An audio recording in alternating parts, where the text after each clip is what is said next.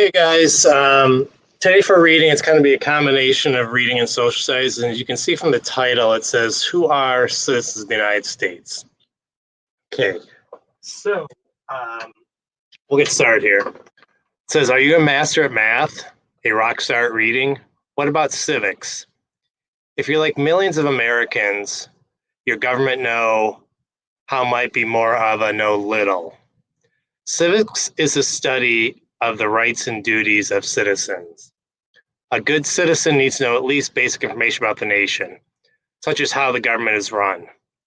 He or she also needs to know about the country's history and the problems and challenges facing the nation today. However, studies have found that a lot of Americans don't know enough about the United States.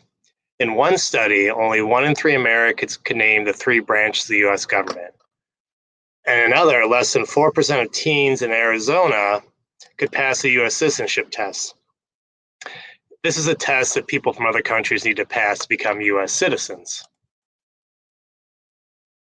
Those findings could make Uncle Sam want to move to Canada. After all, if US citizens don't know about their country, they can't help run it, said former US Supreme Court Justice Sandra Day O'Connor. We are very lucky to have a stable government, she told WR News. But it is the citizens of our nation who must preserve our system of government, and we cannot forget that. Okay, citizens rule. When the country's founders wrote the Constitution in 1787, they gave the power to the people. They thought US citizens should have a say in how the nation is run.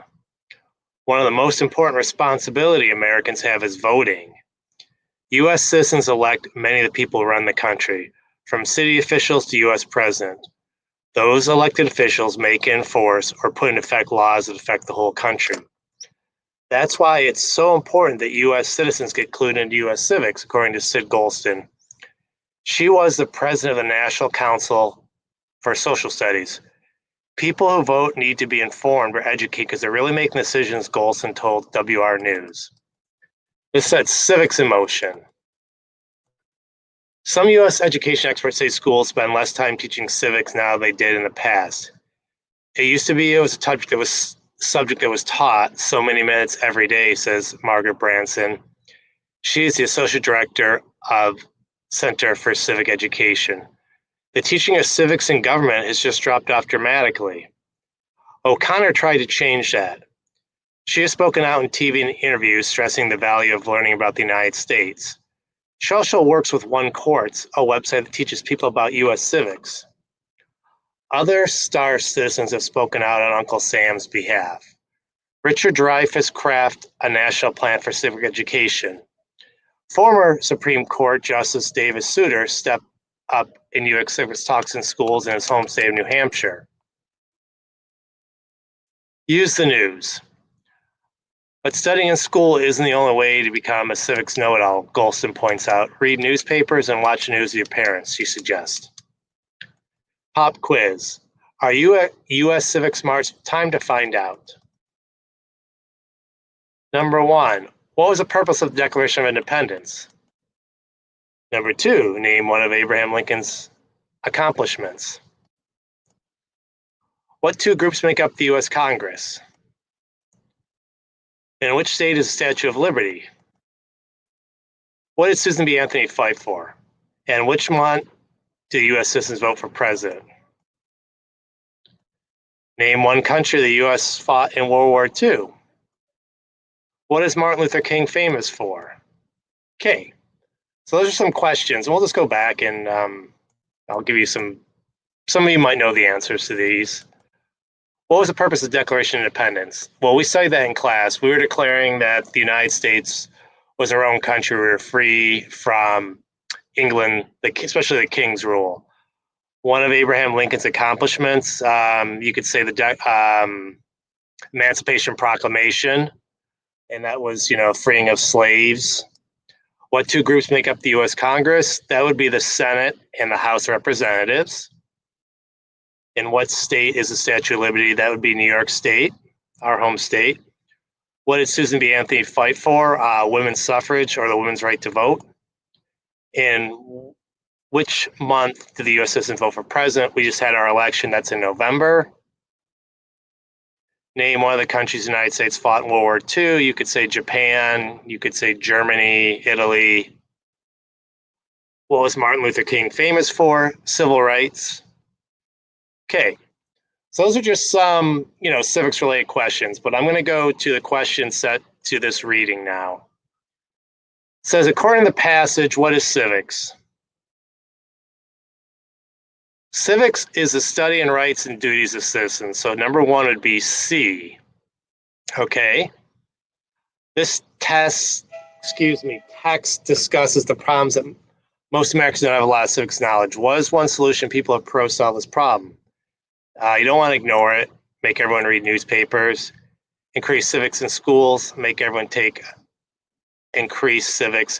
So this would probably be D. That's similar to what we did, because if you take the citizens test, I think you would get an idea. It's 100 questions. You can definitely look it up. Then you can see things that you don't know about our own country.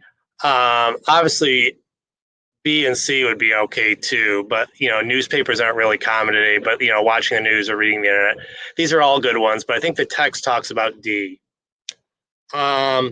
People are coming up with different ways to increase civics knowledge. What evidence from the text supports this conclusion?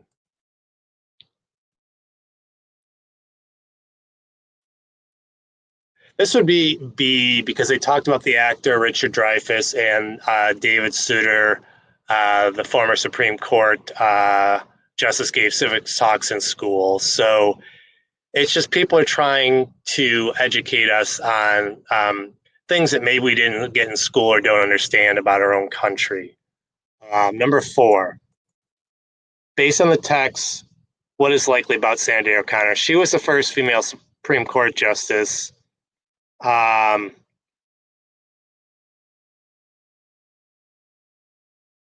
This would be C. She thinks civics is an important part of education for students. Because she's the one that said, the people are the ones that run our country. So that's why it's so important for us to understand how our country is run. So she would be in C there. 5, what is the text mostly about? It would be B, some solutions to the lack of civics knowledge in the United States.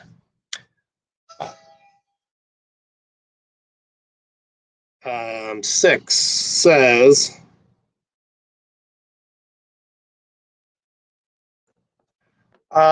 read these sentences from the text. It used to be a subject that was taught so many minutes a day. The teaching of civics and government has just dropped off dramatically. Dramatically, what does that mean? In this case, dramatically would be a lot. So the teaching of civics has really dropped off a lot in schools. Some of you maybe took a government class, maybe you took civics. Sometimes in socialized civics is covered, but civics used to be a requirement to graduate, and maybe some of you had to take a government class. Government civics is really embedded in government, so maybe some of you got it. Some of you that maybe are a little bit younger didn't have it, but what it means dramatically, and this means a lot. Okay. 7, choose the answer that best completes the sentence. United States citizens must have a civics education blank. They need to be informed in order to make important decisions on voting. United States citizens must have a civics education because they need to be informed or make important decisions on voting. So that would be because. 8, what are some ways the text recommends for learning more about civics? I think it said like watching the news, reading the newspapers. Certainly you can, instead of newspapers, you can read online. Any way you can inform yourself more what's going on in our country would be important. And this, based on the text, what powers the Constitution give to United States citizens? That'd be the right to vote. Okay. That's it for reading, you guys. Hopefully you learned a little bit, but like I said, civics is important, especially when we're voting. I think sometimes it's maybe important to do a little background on the candidate, especially locally. the president's easy to get information about the candidates, but sometimes, like even when you vote for your mayor, town judge, whoever it may be, sometimes it's important to do a little background to understand kind of what some of their positions are. All right, you guys have a wonderful weekend, and we'll see you next week. Bye.